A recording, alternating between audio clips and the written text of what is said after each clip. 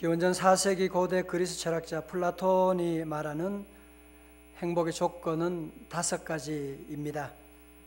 첫 번째로 먹고 입고 살고 싶은 수준에서 조금 부족한 듯한 재산. 둘째는 모든 사람이 칭찬하기에 약간 부족한 용모. 셋째, 사람들이 자신이 자만하고 있는 것에서 절반 정도밖에 알아주지 않는 명예. 넷째, 겨루어서 한 사람에게 이기고 두 사람에게 질 정도의 체력. 다섯째, 연설을 듣고서 청중의 절반은 손뼉을 치지 않는 말솜씨. 무슨 얘기입니까?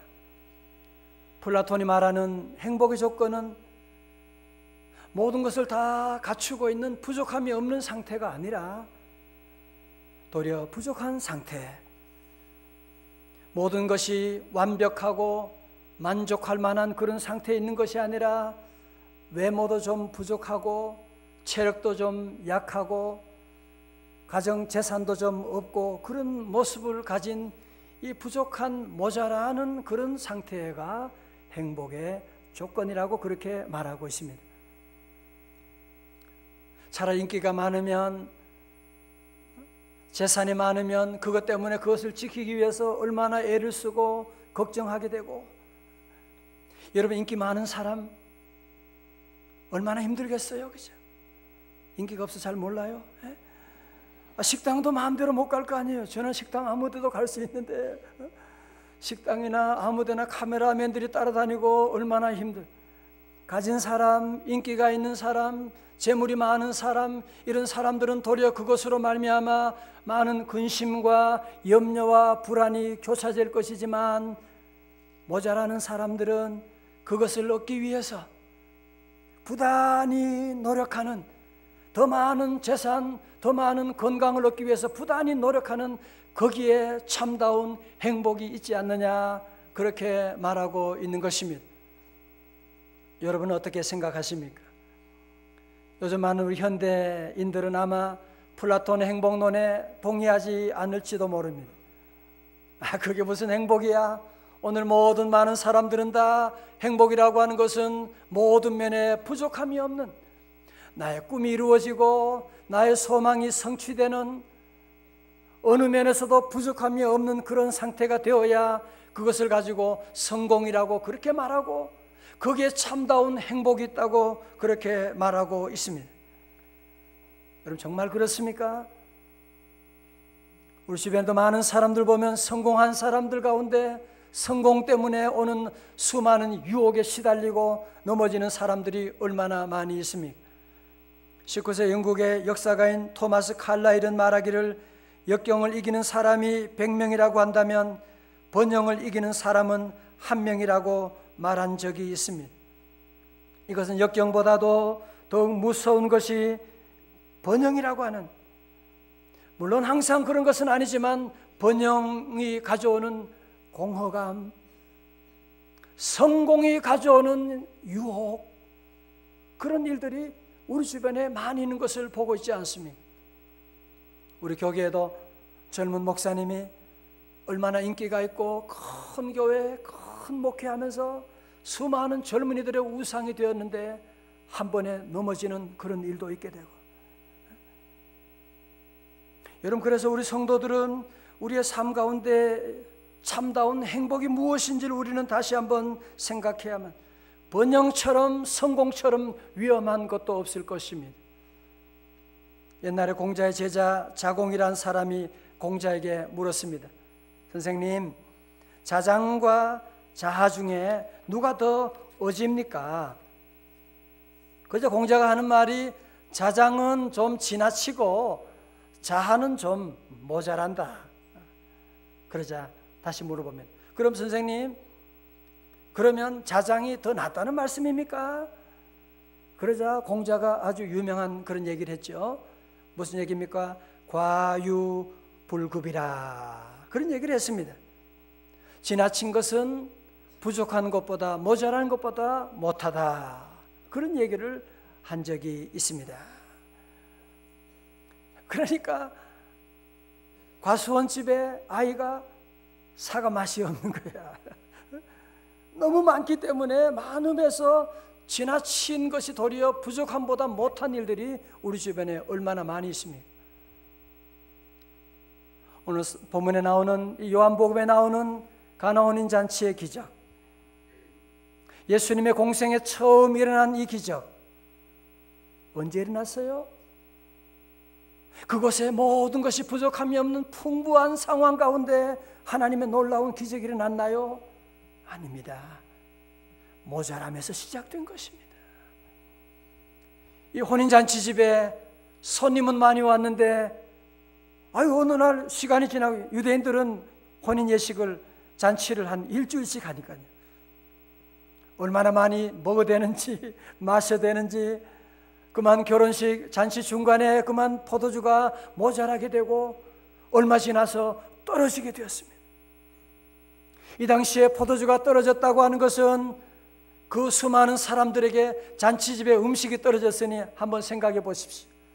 얼마나 망신당하는 일이고, 아니 망신 정도가 아니라 어떤 때는 법정에 고발당하는 그런 일까지도 있었다고 하는데 이 집안에 큰 위기 상황에 처하게 되었습니다. 그때 예수님의 어머니가 예수님을 찾아갑니다. 예수님께 부탁을 하게 됩니다. 그래서 예수님께서 드디어 등장하셔서 예수님께서 하인을 부르시고 그러면서 주님께서 물이 변하여 포도주가 되는 놀라운 기적을 행하시는 그 현장이 바로 가나 혼인잔치집이 되었던 것입니다. 여러분, 만약에 가나 혼인잔치집에 부족함이 없었다면, 포도주가 넘치고 모든 일에 넘쳤다면 예수님 찾을 일이 뭐가 있어요? 그곳에 절대로 가나 혼인잔치의 기적은 일어나지 않았을 것입니다. 그러면 그 가정이 그 혼인잔치가 성경에 기록될 일도 없는 것입니다. 그렇습니다.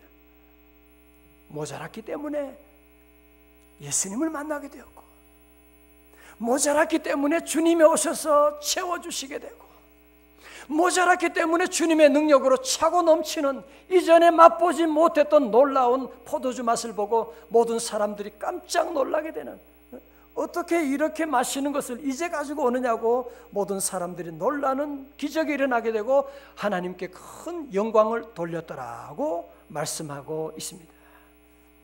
할렐루야. 여러분, 그렇습니다. 성경에 나오는 모든 기록들, 복음서에 나오는 모든 사건들, 모든 공통점이 무엇이냐면 모자라는 가운데 주님이 오셔서 채워주시게 되는, 마가복음 5장에 나오는 혈루병 여인, 그 여인이 잘 나가고 건강했다고 한다면 젊은 청년 예수님의 옷자락을 잡을 이유가 어디 있겠습니까? 그러나 그는 혈루병으로 12년 동안 고생하면서 사랑하는 남편에게도 버림받고 모든 사람들에게 무시당하게 되고, 그 병 고치기 위해서 12년 동안 재산을 다 팔게 되고 이제는 완전히 인생의 바닥을 치게 되었을 때 그는 예수님의 옷에만 내가 손을 대어도 나을 것이라고 하는 마지막 소망을 가지고 주님의 옷자락을 잡게 되었을 때 혈루의 근원이 마르게 되는 놀라운 기적의 주인공이 되게 된 것입니다.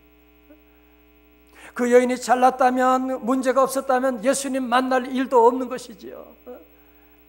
그 모자람 가운데 주님을 만나게 된 것이고, 그 모자람 가운데 주님의 놀라운 능력이 일어나게 된 것입니다. 여러분, 사도 바울처럼 주의 사명 많이 감당한 분이 누가 있습니까? 전 세계 다니면서 그는 주의 복음을 전했던 능력의 종이었지만 그는 육체에 가시가 있었습니다. 설교할 때마다, 신방할 때마다 늘 자기 육체에 찔러대는 가시로 말미암아 더 이상 창피하고 더 이상 힘들어서 주의 사역을 감당할 수 없는 그런 아픔이 왔습니다. 그는 빌립보서 4장에서 13절에 뭐라 그래서 얼마나 큰 소리 쳤습니까? 그는 빌립보서 4장 13절에 큰 소리 치기를 내게 능력 주시는 자 안에서 내가 모든 것을 할 수 있느니라. 이렇게 큰 소리 쳤는데 주님께 아무리 기도하고 기도해도 이 육체의 가시는 떠나지 않는 것이었습니다. 모자람이 많았던 사람이었습니다. 그러나 그는 모자람 가운데 놀라운 하나님의 비밀을 깨닫게 됩니다. 그게 무엇이냐? 바로 고린도후서 12장 9절의 말씀입니다. 여러분 잘 보십시오. 놀라운 비밀이 여기 나오고 있습니다. 나에게 이르시기를 내 은혜가 네게 족하도다. 왜? 인은 왜냐하면 영어로 for 뜻이거든요. 왜냐하면 내 능력이 언제? 약한 데서 온전하여 짐이라 하신지라.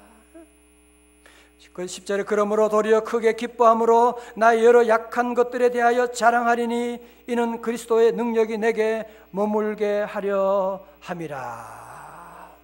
할렐루야. 놀라운 비밀을 깨닫게 된 거예요. 나는 내가 능력이 많아야 주의 큰 사명을 감당할 수 있는 줄로 알았는데, 내게 육체의 가시가 없어야 나는 주의 사명을 잘하는 줄 알았는데, 성경의 원리는 그게 아닙니다. 내가 약한 그때 주님이 함께 하시고, 내가 약한 그것을 통하여 은혜의 통로가 되고, 그러므로 사도 바울은 나중에 그럽니다. 나는 나의 약한 것을 자랑하리니 내가 약할 때 곧 강함이니라. 약할 때 강함 되시는 나의 보배가 되시는 주 나의 모든 것.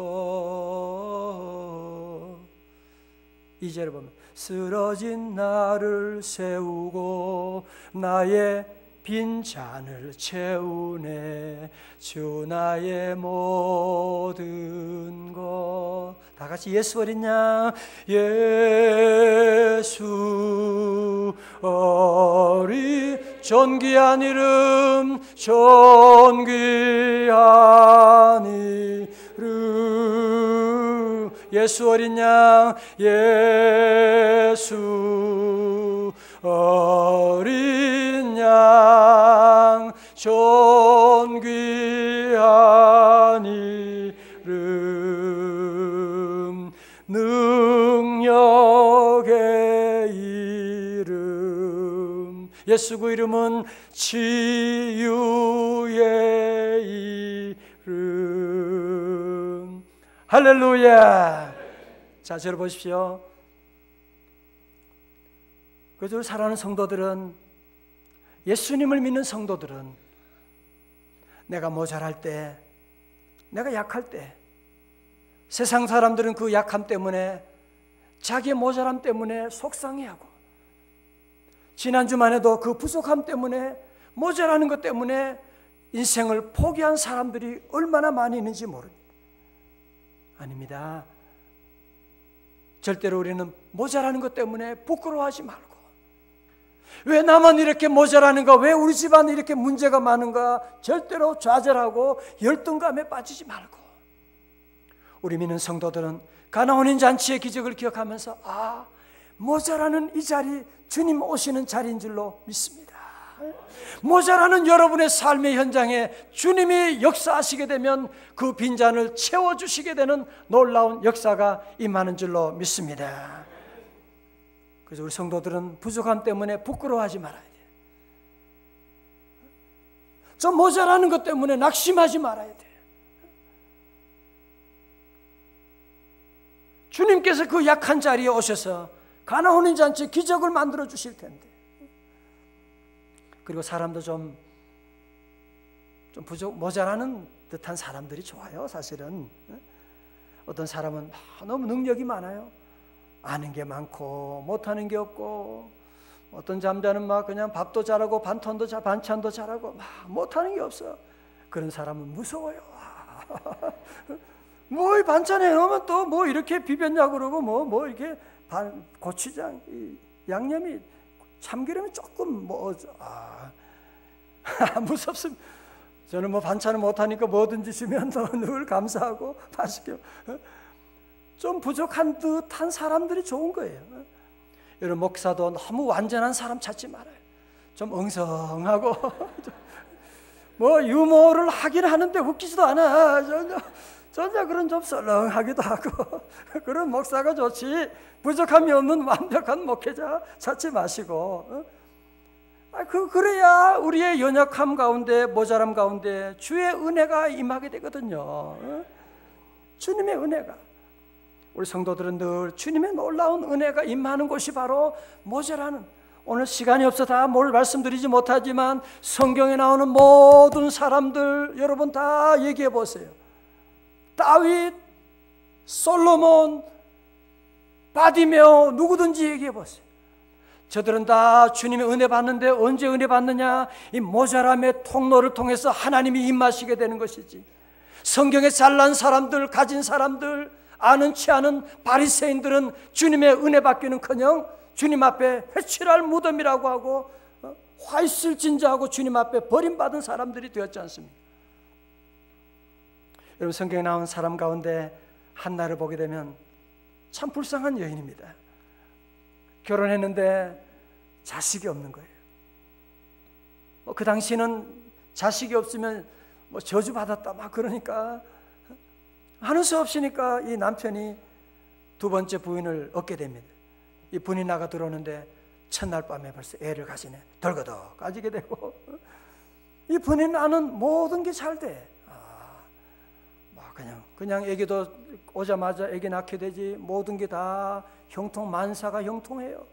그러나 한나는 아무리 세월이 지나도 애기도 없고 기도해도 안 되고 아무리 뭐 해도 안 되고 너무너무 안 되는 거예요. 우리 성도들은 분이 나를 부러워하지 마시기를 주님의 이름으로 축원합니다. 믿지 않은 사람 가운데 너무너무 잘 되는 분들이 있어요. 하나님도 안 믿는데 어떻게 저렇게 잘 되냐?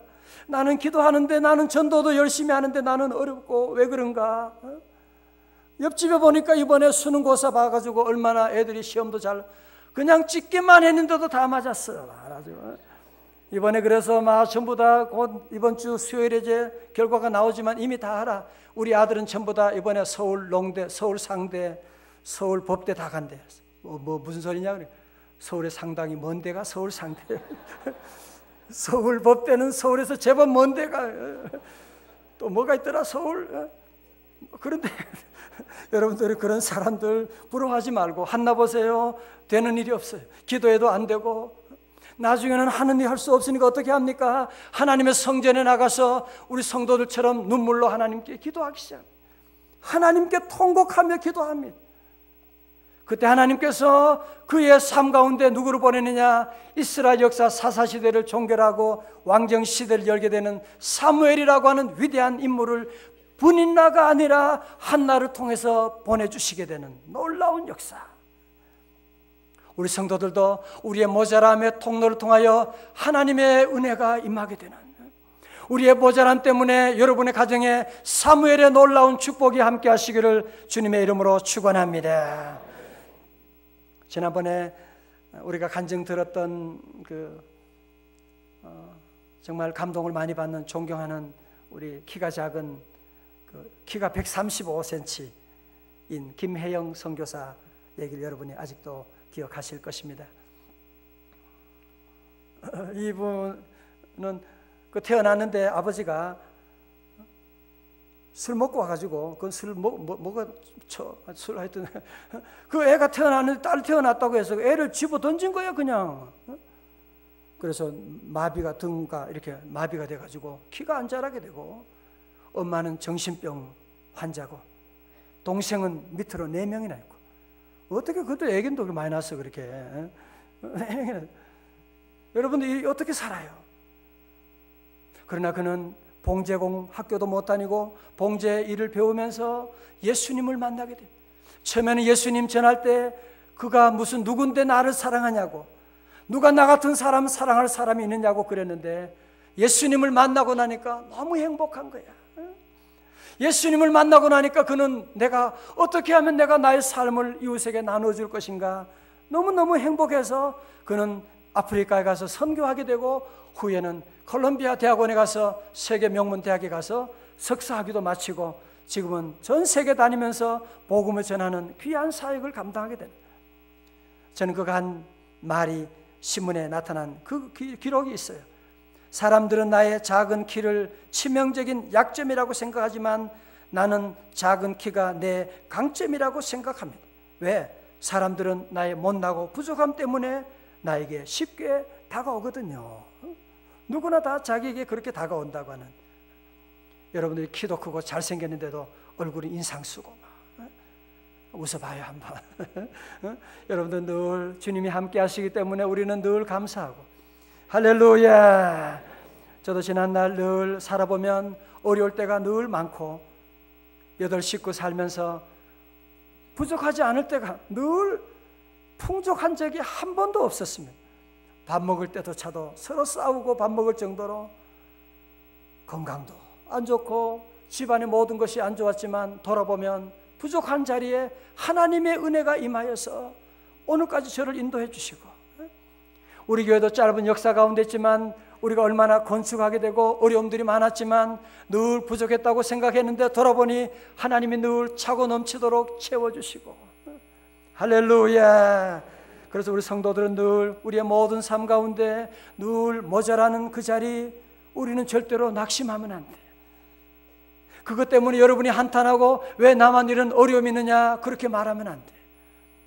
여러분이 약한 그 자리 주님이 오시고, 우리는 한나처럼 여러분이 어려울 때마다 주님께 늘 기도하고, 부족할 때 모자랄 때 놀라지 말아요. 하나님이 나로 하여금 기도하라고 하는 것이구나 깨닫고 하나님의 성전에 나와 부르짖고 눈물로 기도하게 되면 내 궁핍함을 아시고 늘 채워주시네. 할렐루야. 주님께서 다 채워주시는 줄로 믿습니다. 요즘 새로 나온 그 신간 서적 가운데 그 서태후와 궁녀들이라고 하는 책이 있어서 제가 북 리뷰를 한번 보았습니다. 서태후는 중국 청나라에서 1861년부터 50년 가까이 청나라를 다스린 이 여장부입니다. 여장부가 나라를 50년 동안 다스렸대요. 특별히 이 여인은 손톱보처럼 손톱 이런 손톱 가지고 모든 결제하고 손톱으로 긴 손톱으로 유명한 그런 사람입니다. 이 책을 쓴 사람이 룽얼이라고 하는 사람이 13살에 자금성에 들어가서 8년 동안 서태후를 모신 궁녀입니다. 그 책에 그런 내용이 나와요. 태후 마마의 식사 때는 매번 120가지가 넘는 요리가 올라온답니다. 와, 120가지. 그리고 그 다음날 같은 음식을 3숟가락 이상 뜨지 않고, 그러나 음식을 먹을 때마다 불안해가지고 누가 독을 넣지 않았는가 늘 불안해하고, 룽얼은 서태후의 삶에 대해서 그는 이렇게 기록하고 있습니다. 태후 마마는 복을 누리는 것이 아니라 벌을 받는 삶을 사시는 것 같았습니다. 그렇게 말해요. 신분은 높았지만 26살에 과부가 된 외로운 여인이었고, 산의 진미를 쌓아놓았지만 곁에 있는 사람 어느 누구도 믿을 수가 없는 늘 불안 가운데 살게 되는. 여러분 보세요. 우리 인간의 삶이 아무리 대단한 권력을 가진다고 거기에 부족함이 없는 것이 아닙니다. 대통령 선거 후보자가 된다고 대통령 대선 후보라고 해서 부족함이 없는 것이 아닙니다. 그 부족함은 대통령이 된다고 채워지는 것이 아닙니다.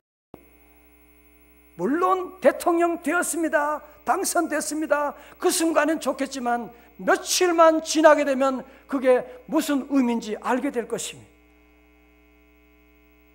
우리의 부족한, 우리의 모자라는 그 자리는 세상에 무엇으로 채우는 것이 아니라 하나님의 아들 예수 그리스도만으로 채워지는 줄로 믿습니다. 그래서 이 사실을 깨달은 다윗은 위대한 고백을 하고 있습니다. 그는 목동이었습니다. 그는 가진 것이 없었습니다. 집안의 말째 아들이었습니다. 버림받았지만 그는 놀라운 사실을 깨닫고 고백하는 것이 무엇입니까? 시편 23편 1절, 우리 성도들이 다 잘 알고 있는 구절입니다. 다 함께 봉독하시겠습니다. 시작. 목자신이 내게 부족함이 없으리로다. 아멘. 여호와는 나의 목자시니 내게 부족함이 없으리로다. 무슨 얘기예요? 여호와 없이는 나는 늘 부족한 삶. 내가 서태우라고 할지라도 나는 부족한 삶. 내가 대통령 당선이 돼도 부족할 수밖에 없지만 여호와 하나님께서 나와 함께 하시게 되면 그분은 나의 모자람을 채워주시기 때문에 여호와가 나의 목자가 되시니 내게 부족함이 없으리로다.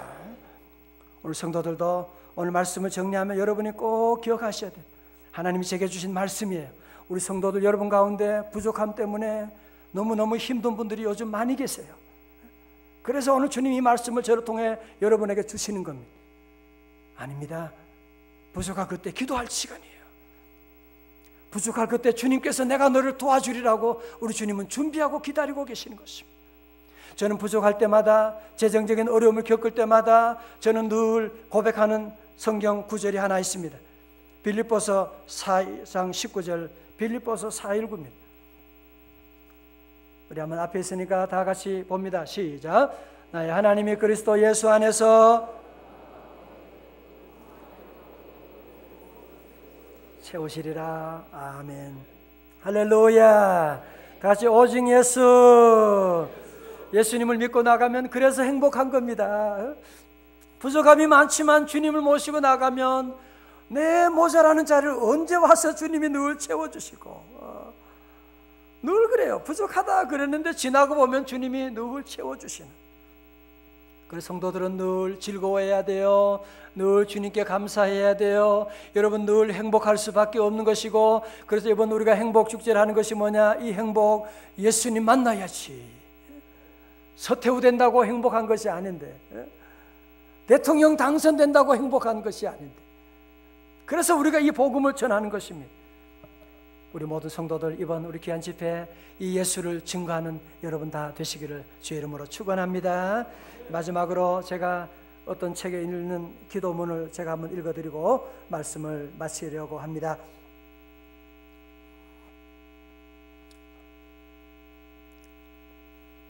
때때로 병들게 하심을 감사합니다. 육신의 연약함을 배우는 기회였습니다. 가끔 고독의 수렁에 내던져 주심을 감사합니다.